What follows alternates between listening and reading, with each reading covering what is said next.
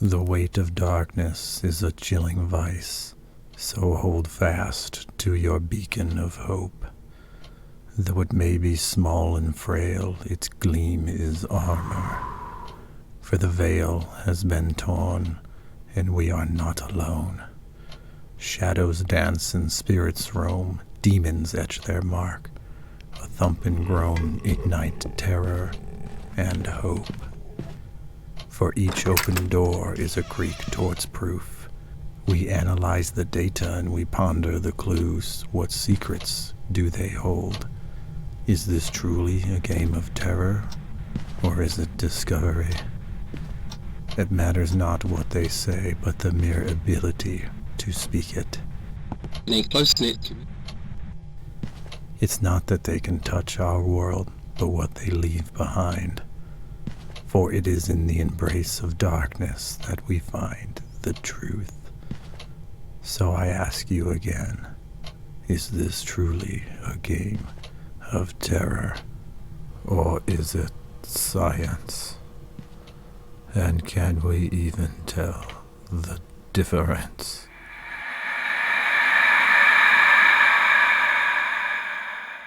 For me, Phasmophobia is a game of teamwork and discovery that uses horror to deeply immerse the player. Don't get me wrong, this is a horror game, and I know horror isn't for everyone, but we all play VR to be immersed. And the most immersive experiences are the ones that engage with more of your senses. In Phasmophobia, every noise is an opportunity. Your ears are a tool for identification. Your voice is a beacon for the departed. It can be both a tool and a curse. You use your voice to speak to the undead and gather evidence. Some ghosts talk back, and others don't.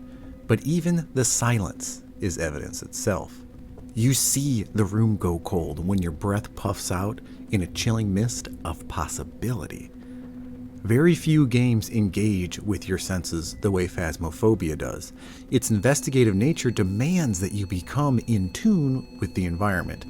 Your eyes and ears are never at rest, and that is powerful immersion. And while that immersion may be too potent for some, keep in mind that the cooperative nature of this game also makes it less terrifying. Going in with a group of investigators greatly reduces the fear. If your friend isn't frightened by that creaking door, you probably don't need to be either. On top of that, like we said before, every nightmare is also an opportunity to collect more evidence. And once you get past that fear of the unknown, you look forward to objects being thrown, crucifixes being burned, and doors creaking open. But if you're not a horror fan and you're still here, know this. Phasmophobia is most certainly scary, but you will overcome it. And it's a greatly rewarding and deep experience. Phasmophobia pioneered an entirely new type of horror game.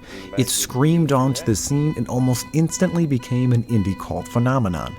It has a massive and dedicated community and has cross-play support between all platforms and VR. And that's a huge benefit to VR. Hybrid games like this mean you can easily find a game to play whenever you want, and you can even play with your friends who don't have headsets. And this game is still growing. It's still listed in early access, and quite honestly, the price tag is too cheap. Because the content that's here right now is addicting. There's a reason this game has sold so well, and it's not because of cheap jump scares and thrills. You can not only get lost in Phasmophobia's darkness, but you can also get lost in its depth. In Phasmophobia, there are 24 different types of ghosts, and all you're trying to do is identify the type of ghost that's haunting your location. That's it. You don't need to solve a murder or try and exorcise it. You just have to identify it and try and stay alive. Each ghost can only have 3 of the 7 different evidence types you see here. So, for example, a demon will never talk back to you on its spirit box. So if you get a ghost that does, you know it's not a demon. But it's not as simple as, okay, I asked it one question and the ghost didn't talk back. All evidence types depend on a few factors and are often percentage based. So for example, again, that demon only has something like a 20% chance of leaving UV fingerprint evidence behind when it opens a door. In order to get a spirit box response, you have to be really close to the ghost and ask it specific questions. And even then, it only has like a 30% chance to talk back. Or if you're trying to get ghost writing and it's in a room with a lot of objects, it might take longer for the ghost to write in the book because it's just playing with other things. Now look, I have no idea if those percentages are accurate. I just threw them out there to give you an idea of how it works. The evidence system is extremely well done, because if this game was too easy, it wouldn't be any fun. Sometimes you end up with just 2 pieces of evidence, and through process of elimination, maybe you can narrow it down to the exact ghost instead of finding that third and final piece of evidence. But ghosts don't just sit around and let you happily collect all this stuff. They fight back by lowering your sanity. Sanity acts as a shield to prevent the ghost from hunting. Most ghosts can't hunt until the group's sanity has dropped to around the 50% mark. Most. And when they do hunt, you're locked in, and all you can basically do is run and hide, because if this ghost touches you even once, you're done. You're joining it in the afterlife.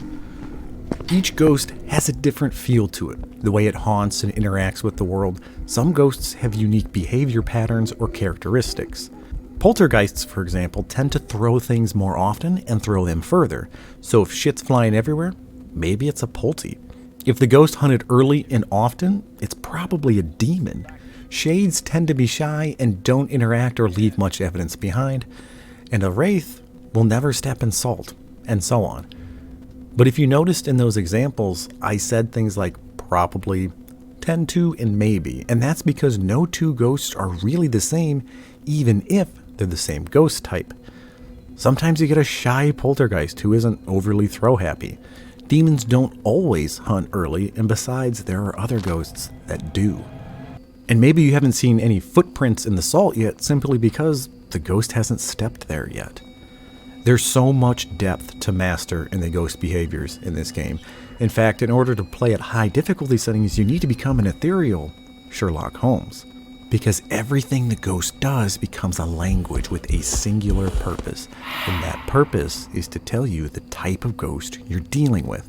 In nightmare mode, the ghost will actually hide one of its 3 pieces of evidence, so you need to be fluent in that language of behavior and characteristics to succeed. And hell, there are even no evidence challenges that rely entirely on ghost characteristics and behaviors.